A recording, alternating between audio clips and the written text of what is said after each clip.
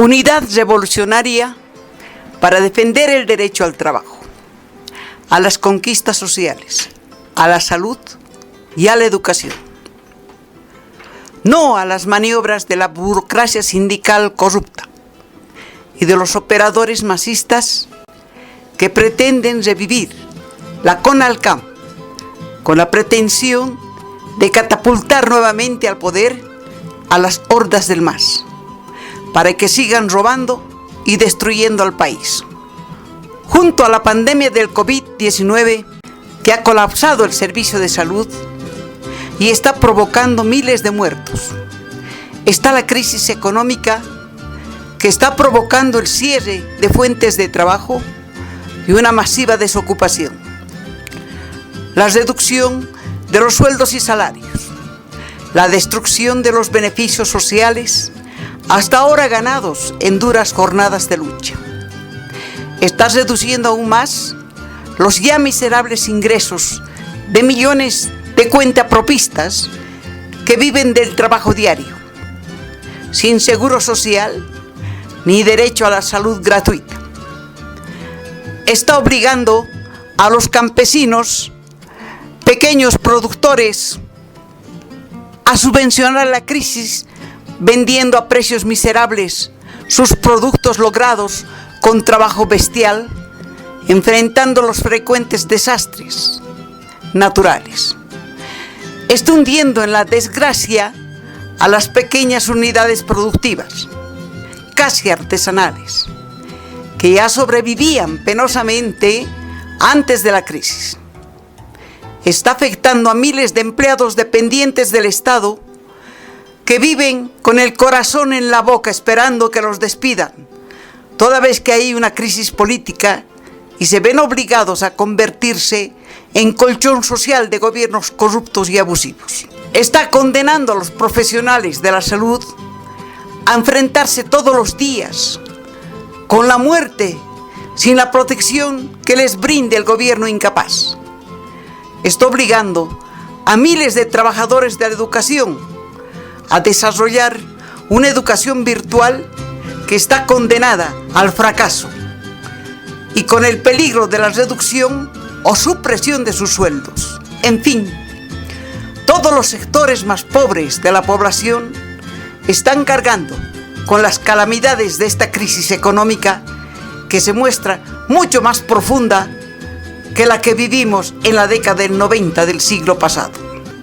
Ahora, cuando en la conciencia de la gente están enfrentados el hambre y el terror a morar con el coronavirus, los empresarios, seguros de que los trabajadores encontrarán dificultades para movilizarse y defender sus derechos, pretenden resguardar sus ganancias y sus bienes cerrando sus fábricas y estafando en muchos casos los sueldos impagos desde el principio de la pandemia. Todos están convencidos de que una vez sea mitigada la pandemia, el fantasma de la crisis golpeará más duramente, obligando a la gente a agonizar de hambre, a imponer la bárbara ley del sálvese quien pueda, orillándola a enfrentar individualmente los tormentos de la crisis. Eso no debemos permitir. La desorganización y el aislamiento que nos han impuesto las cuarentenas y los encapsulamientos no deben convertirse en armas en manos de los empresarios y del gobierno burgués para condenarnos al hambre y la desesperación. La lucha de las clases encuentra mil caminos para enrumbar a los oprimidos y explotados para defenderse del sistema social que agoniza. Si en el pasado resistimos desde la clandestinidad a los gobiernos gorilas y neoliberales, ahora aprendamos, compañeros, a burlar la pandemia para organizarnos y luchar. Defendamos la valiosa vida de los combatientes, tanto del maldito virus como de las fuerzas represivas que el Estado burgués será obligado a echar mano para defender los intereses de los empresarios y de las transnacionales imperialistas.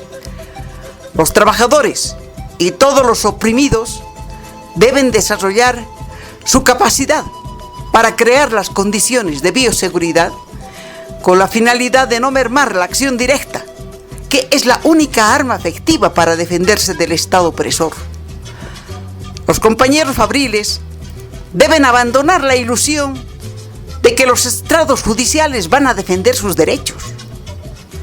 No olviden que la ley y los jueces son armas de la clase dominante para perpetuar la opresión y la explotación de los trabajadores y del pueblo.